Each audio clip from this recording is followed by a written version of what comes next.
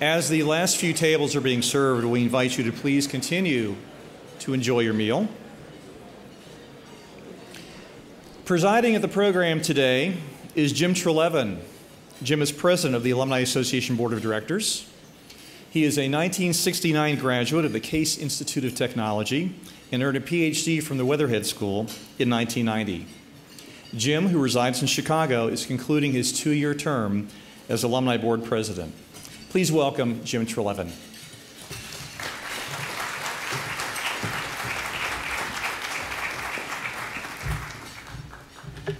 Thanks, Chris. In addition to this being the official meeting of the Alumni Association of Case Western Reserve University, and where we recognize the grand classes, we'll get into the meeting in a few minutes, and it will be mercifully short. It sounds boring, but it will be mercifully short. But before we do that, it's my very great pleasure to introduce to you, straight from the front page of today's Cleveland Plain Dealer, the president of our university, Barbara Snyder.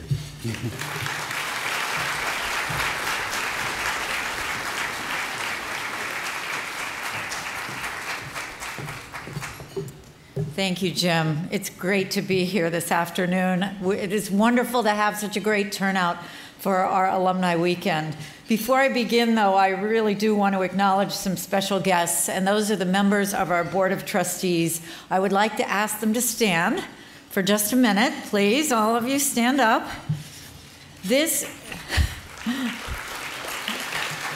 Don't sit down yet, please. Just one more minute.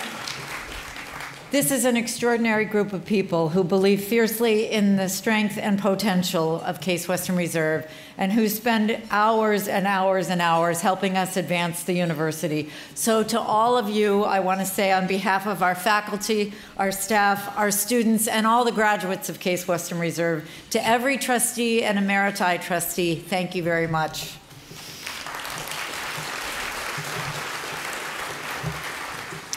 Now, I hope it's not a secret. This is one of the most memorable alumni weekends in our history. First, of course, it is the first time that we have had all of the schools celebrating Alumni Weekend at the same time, and we are excited about that.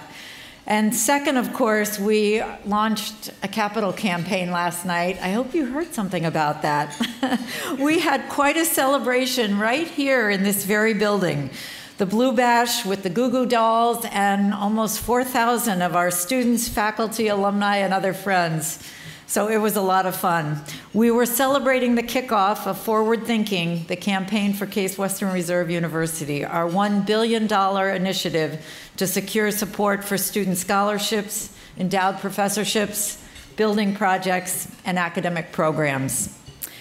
In announcing the public phase of the campaign, I had the honor of informing the crowd that during the so-called quiet phase of the campaign, we were louder than the Goo Goo Dolls' highest decibel note last night. We're not 40% of the way to our goal. We're not 50% of the way to our goal. Thanks to your extraordinary generosity, we launched the public phase of our campaign with $663 million already committed.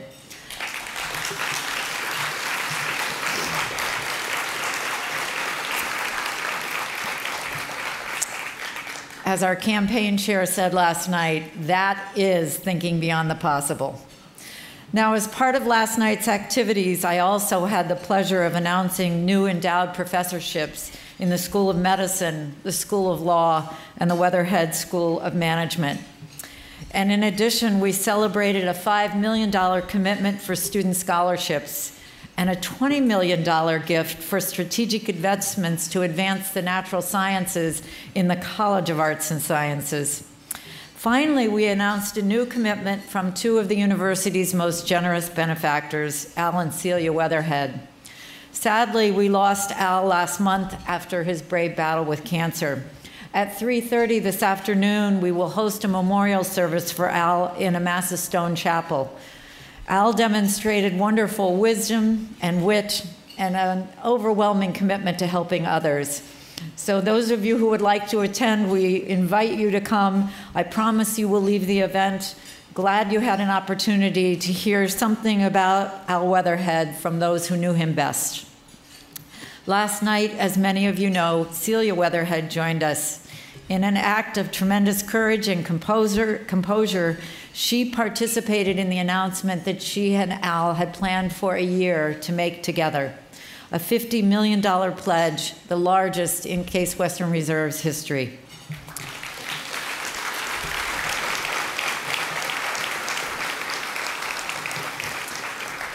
So I want to thank everyone here who took part in last night's historic event, and I hope you enjoyed the evening. I hope also that you will tell others about the excitement at Case Western Reserve when you get home. As graduates, you are our greatest ambassadors, the people who have the most credibility when it comes to describing the state of your university. Needless to say, I feel great confidence about the future of Case Western Reserve right now, and I hope you do too. The tradition at these luncheons is for me to provide a university update. After last night, I think it's fair to say that this is an obligation I am happy to fulfill. For starters, in addition to our overall campaign progress, we also recorded the university's best ever fundraising total in fiscal 2011. We brought in more than $126 million, nearly $3 million more than the last record, and nearly $10 million more than last year. In light of the ongoing uncertainty in the economy, these results are astounding. They attest to the achievement of our faculty and our students and the commitment of our friends and supporters and their belief in Case Western Reserve. So on behalf of all of us at the university, to everyone here, thank you for your support.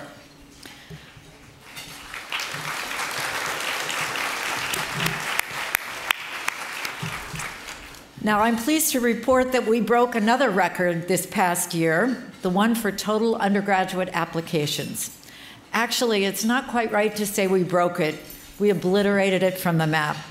We increased our total applications by 44% last year, and that was on top of a 20% increase the year before. The jump was so remarkable that it won notice in the New York Times admissions blog called The Choice.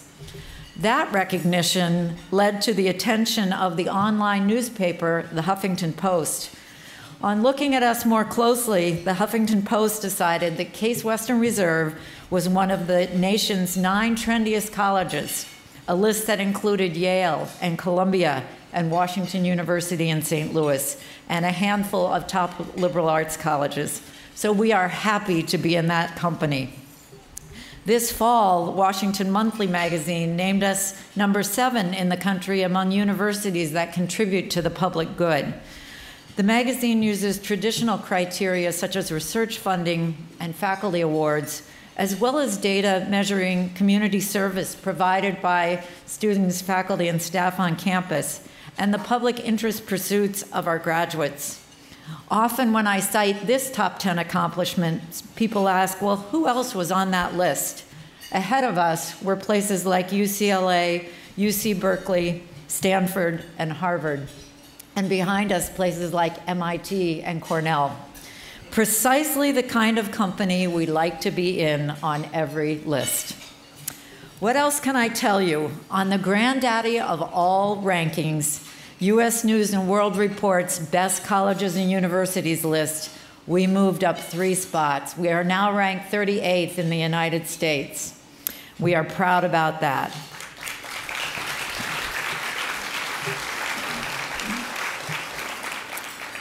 And you might be wondering why we improved. Well, much of that improvement goes to the fact that we were more selective in admitting students this year and increasingly over these last few years. We admitted a smaller percentage of applicants, and the students we enrolled arrived with higher average SAT scores. So after 4 years at 41, moving 3 spots in 1 year was a wonderful accomplishment for everyone on the campus. Now, there is so much more taking place at Case Western Reserve every day. Over in the School of Medicine, we recently celebrated an $11.3 million grant from the National Cancer Institute to establish a center dedicated to eradicating cancers of the colon and gastrointestinal system. In engineering, one of our professors invented a material that repairs itself after a scratch when exposed to ultraviolet light. Imagine the possibilities for applications such as paint on your car. Over in the Weatherhead School of Management, one of our doctoral students created a smartphone application for Marriott that zoomed to the top of all travel app rankings. The list goes on, but rather than listen to me talk about our accomplishments and our aspirations, I'd love for you to hear directly from the faculty and students themselves.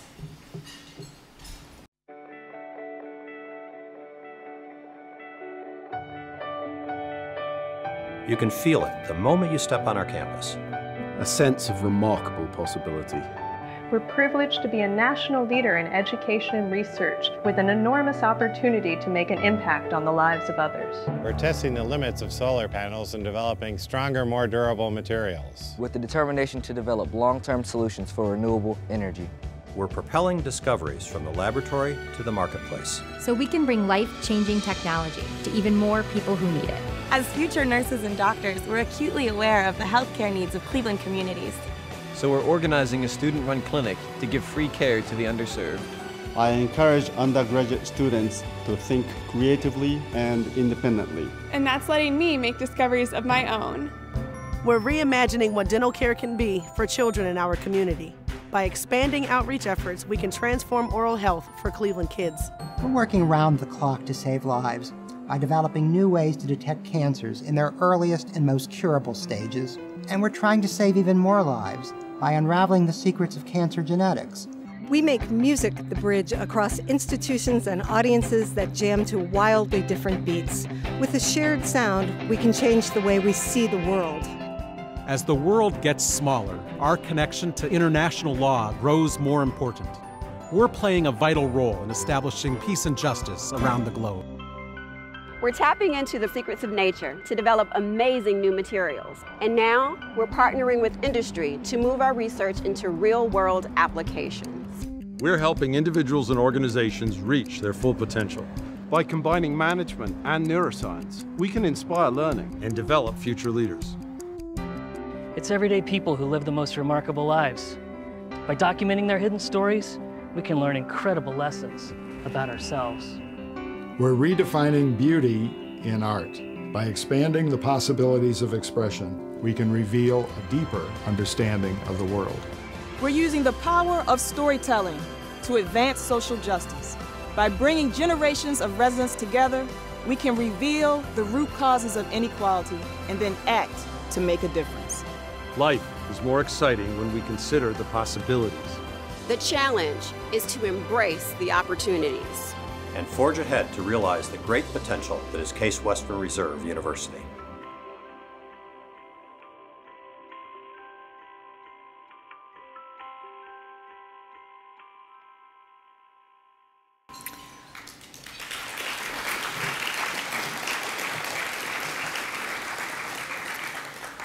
Now it is my great pleasure to introduce one of the most distinguished graduates of our School of Law.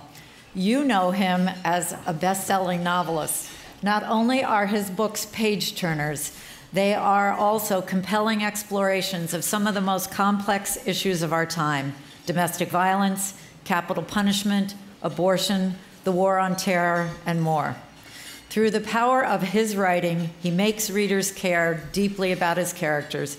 You feel like you just have to know what happens to them next.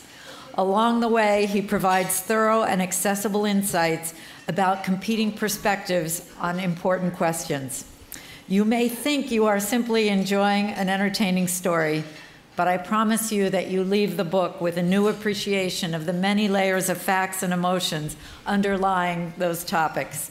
He deepens understanding in ways that no dueling op-eds or TV PowerPoint or counterpoint that no dueling op-eds or TV point-counterpoint debates could begin to approach. And he benefits his readers thereby as individuals and creates a more informed society at large. Richard North Patterson, please join me up here on the stage.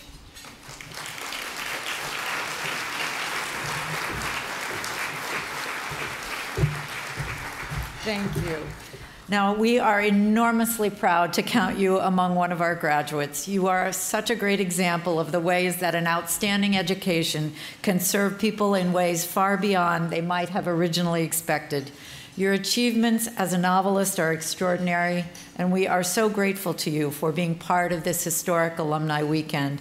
It is my great pleasure today to present you our President's Award for Excellence.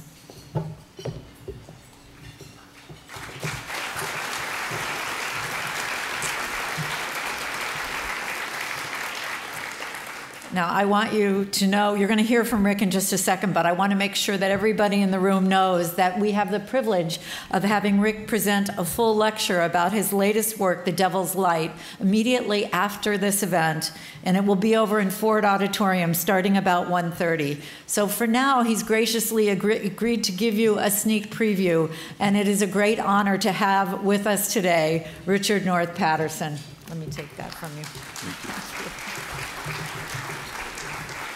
You know, I was thinking about the $663 million and all of Barbara's skill in making this start to happen. And I kind of wish you go into publishing. We could really use the help. But this is a great honor for me. It's wonderful to come back here. And I wasn't expecting this, I must say, back in 1971 when I spoke at Commencement Law School a few years ago. Someone asked me whether I was being given an honorary degree. And I said, I think my professors thought they'd already done that in 1971. But anyhow, Barbara told me that I was to say something about my talk a little while later, and she asked me if I'd been told, and I said no, but I'll make something up. I'm good at that. I went to law school after all. But I'm going to talk about The Devil's Light, on the very serious subject of nuclear terrorism by non-state actors. This is sort of the duck and cover part of the program this weekend.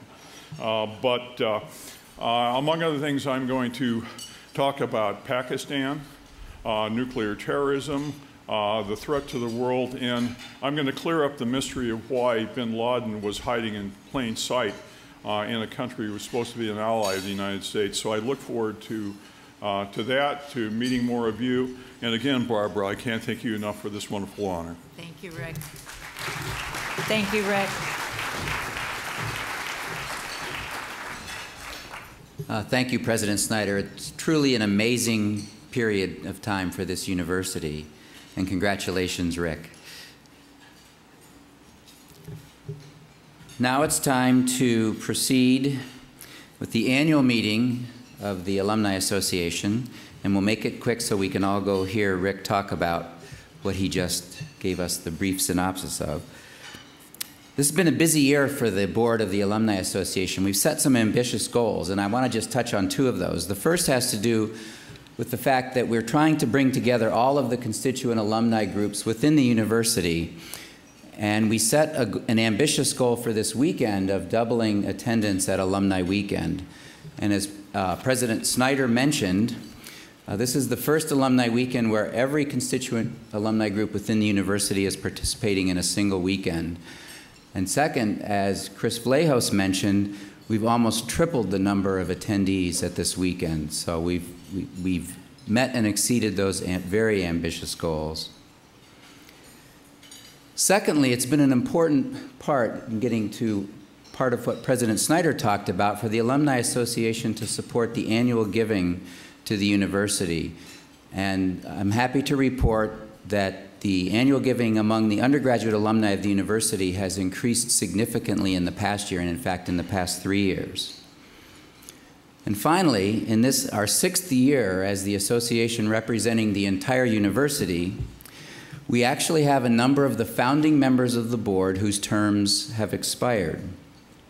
And I'd like to recognize the following individuals for their outstanding and truly dedicated leadership of the Alumni Association of the university. Could you all please stand as I say your name? Gordon Daly,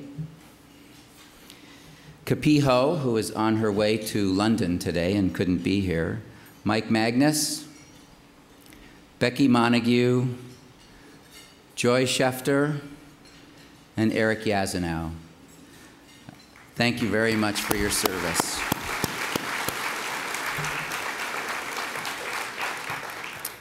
The items of official business are the election of the new board members, the recognition of the school's Alumni Award recipients, and the presentation of the Alumni Association's annual Alumni Achievement Awards. The Board of Directors of the Alumni Association recommends the following candidates be elected to the board for a 3-year term. Please stand as I read your name. Valbona Bushy, Nikki D. Filippo, Chris Hook, Paul Marcello, Steve Simmons, and Judy Strauss-Schwartz. All in favor, say aye. Hearing no opposition, they are elected. Welcome to the new board members.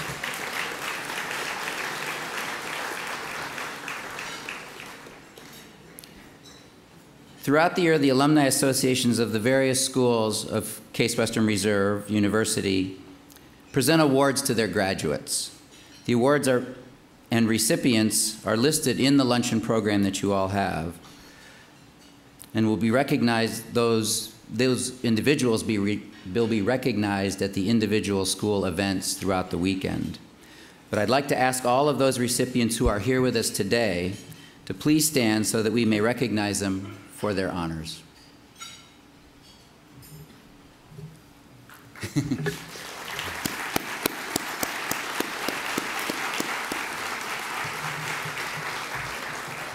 Congratulations.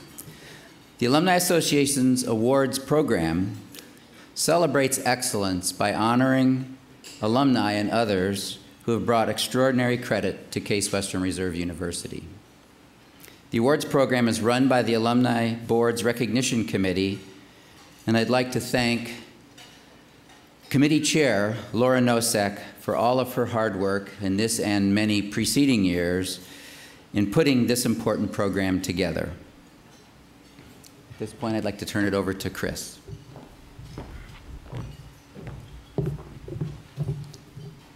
The Newton D. Baker Distinguished Service Award is given for outstanding service to the university.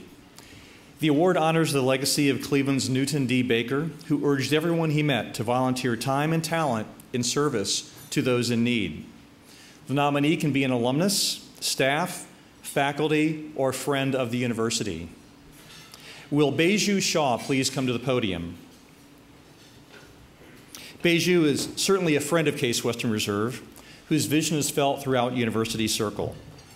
Beju is president, CEO, and founder of BioEnterprise, an initiative that supports the growth of bioscience companies in collaboration with Case Western Reserve and other community partners. Recognized as one of Cleveland's most influential leaders, Beju is also founder of Summer on the Cuyahoga, an innovative internship program designed to promote the local business environment to the area's most talented students. Case Western Reserve is proud to be among the 7 academic institutions that participated in this program.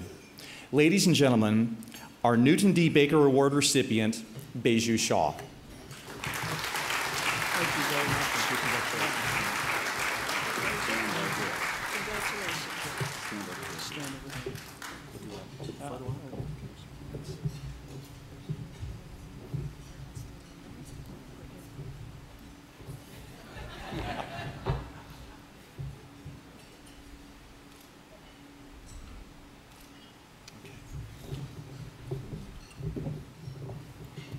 Thank you, Chris. It's truly humbling to be up here in front of you to receive this award on behalf of the whole Summer on the Cuyahoga organization. I'd like to thank the team behind Summer on the Cuyahoga. I serve as the board chair. I know that there's an entire team that actually makes this program work.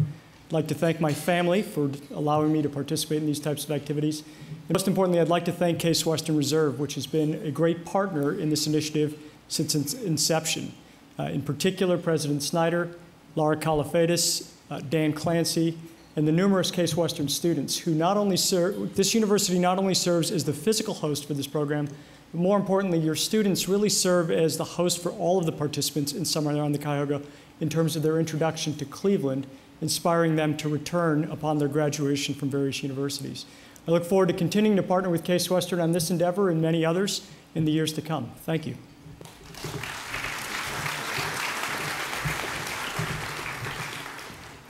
The Daniel Clancy Alumni Service Award honors Dan Clancy, the former Executive Director of University Alumni Relations, former Associate Dean of the Law School, and a 1962 law school graduate. The award honors an outstanding Case Western Reserve graduate who's been an active member of the alumni community for at least 12 years and has made significant contributions to the Alumni Association and its programs. Dan, who retired last year after 50 years with the university, is with us today. Dan, welcome back. Will you please stand and be recognized?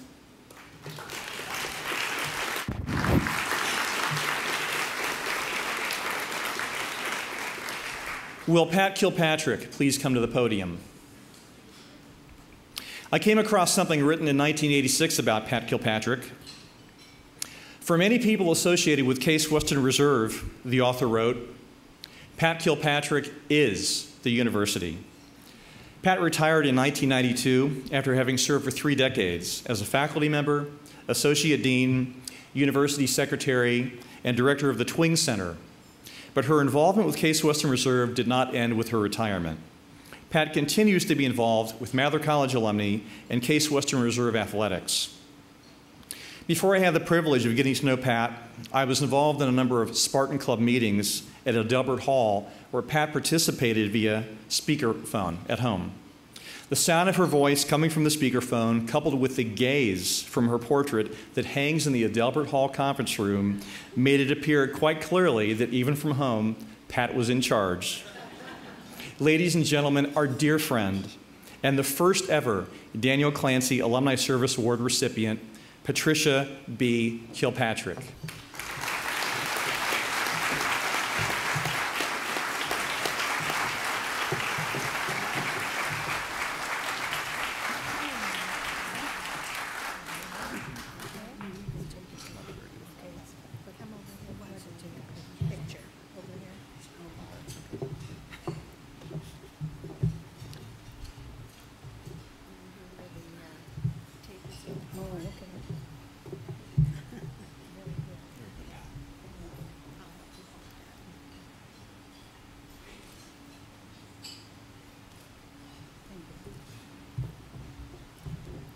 Thank you, Chris, and Laura, Jim, and all my friends, President Snyder, fellow alumni, of whom there are many here.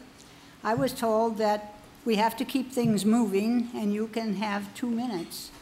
Well, everyone in this room knows that I cannot confine my comments to 2 minutes, but I'm going to try because nothing that I could say today could possibly be more important than what we heard last night and today.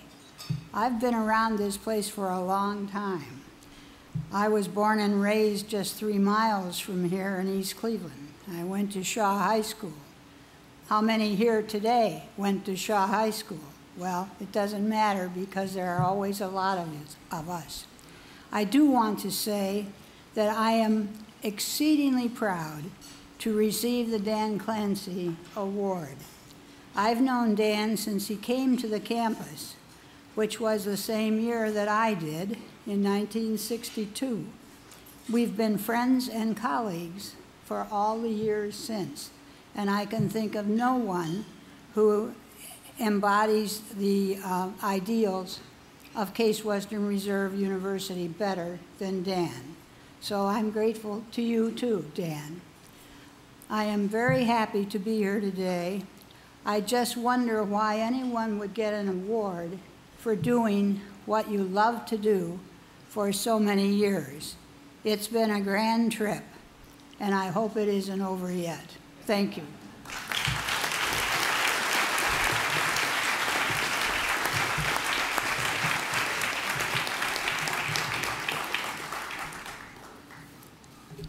The Alumni Association's Distinguished Alumnus Award recognizes the graduate who has achieved both extraordinary distinctions in a career rooted in education at Case Western Reserve University and who has provided meritorious service to the university. Will Dr. Ted Costell please come to the podium?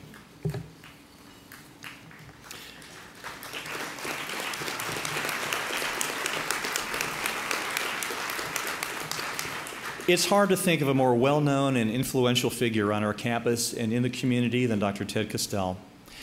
Many of you know Dr. Ted from News Channel 5, where he served as the medical editor for 24 years and was the first television news doctor in the country.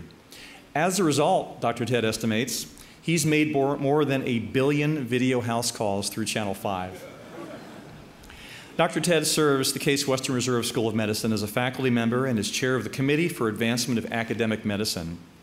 He is affiliated with a vast array of medical and community organizations, having performed literally thousands of hours in community service through Northeast Ohio. His awards and recognitions are almost too numerous to mention, but needless to say, he has achieved the level of extraordinary distinction that this award describes. Many of Dr. Ted's awards and memorabilia are seen all over campus. He has a presence at the Alumni House as well. Every day, the staff and visitors pass a plaque commemorating the Phi Gamma Delta floor, an effort spearheaded by Dr. Ted and close friend Don Foster, who were co-chairs of the Phi Gam campaign to help renovate our building.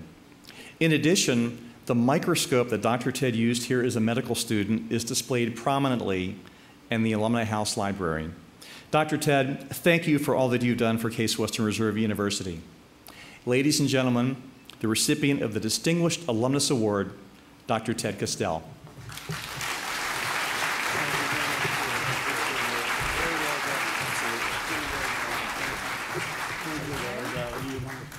Oh, no, you're wonderful. Oh, boy, isn't that great? Man, I can hardly lift up. Thank you very much. That's fantastic. Can you step over here for the Sure. photo? Maybe.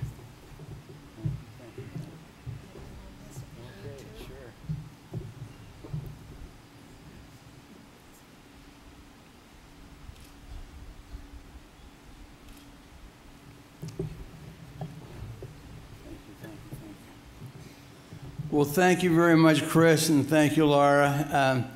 I have 2 minutes also, Pat, so I'll do as you did, make it very quickly and brief. I am just so excited and so delighted and so pleased and so proud of this award. And believe it or not, I do accept it very humbly as well.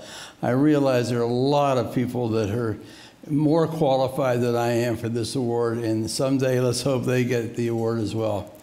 But I do want to thank a few people. First of all, Laura, of course, for being chair of the committee for the Alumni Association, the first ever all-university Alumni Association. Isn't that wonderful? We're just so pleased. They've done such a great job for the last 6 years. They brought all of us together, and look at this magnificent crowd of people. It's really wonderful. I want to give them a hand. They're great. Next, I want to thank my family, my wife, especially Jean, sitting right over here. We're celebrating our 60th wedding anniversary Sunday, if we get through till Sunday.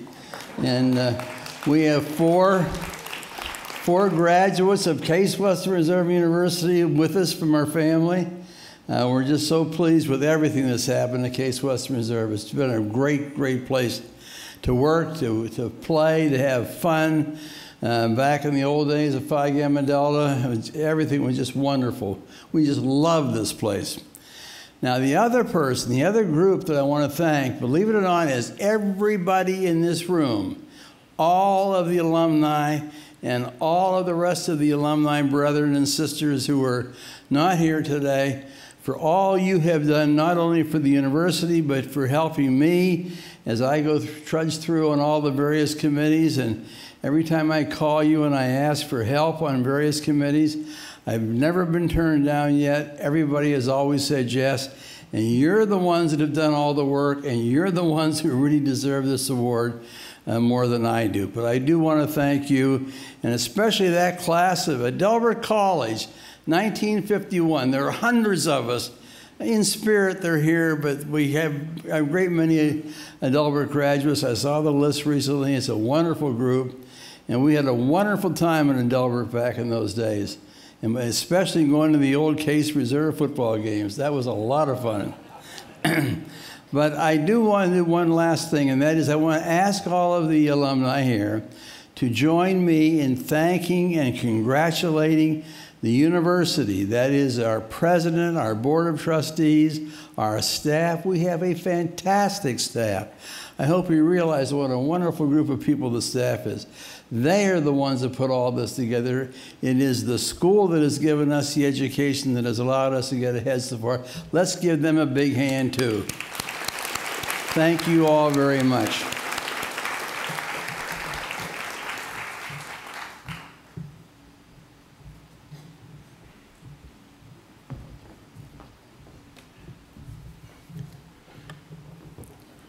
On August 25th, 2011, while entering his 50th year of coaching, the Case Western Reserve University community lost one of its most remarkable and loved members.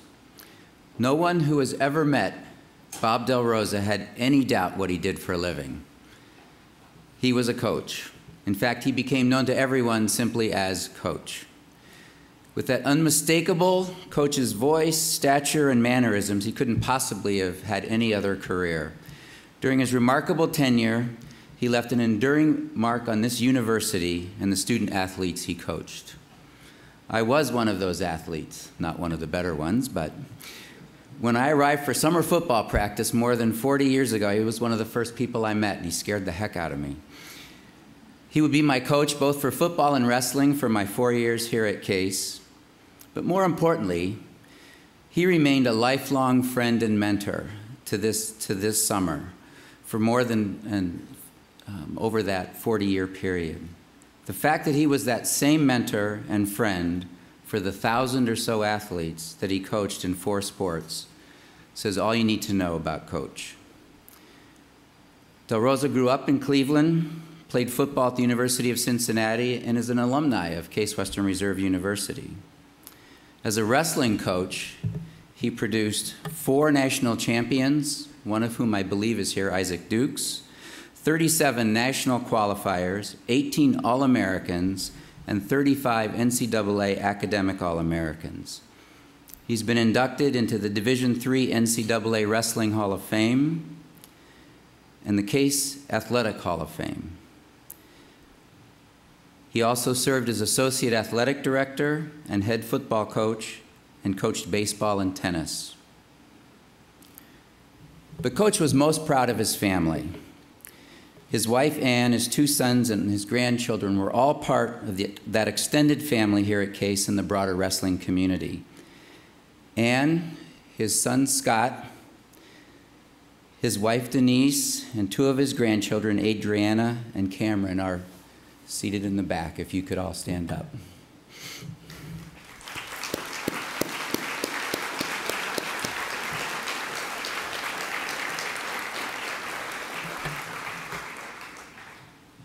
In Bob's memory, we've established the Coach Bob Del Rosa Memorial Fund, which will be used to build the Del Rosa study area here at the Veal Center. It's located right by the Hall of Fame, and there's a poster there that depicts the center. In this way, we can help Coach continue to serve the students at Case Western Reserve University. The Del Rosa study area will be formally dedicated as part of the Hall of Fame banquet ceremonies on April 28, 2012. For his family, Case, Cleveland, the wrestling community, and all of us he coached and our families, there will always be only one who we know simply as Coach, and he will be missed. At the end of the program, which we are rapidly approaching, would all of the award recipients please come forward to the podium for a group picture? And I want to thank everybody here for their continued support of the university and participation in this largest ever alumni weekend. There are shuttles standing by to take everyone to the afternoon Think Forums and to Richard North Patterson's discussion at 1:30. We hope that you enjoy the rest of this weekend, which has been off to a great start. Make sure to stop by Alumni House if you have a chance. Thanks. Enjoy the rest of the weekend, and at 1 o'clock tomorrow afternoon, go Spartans.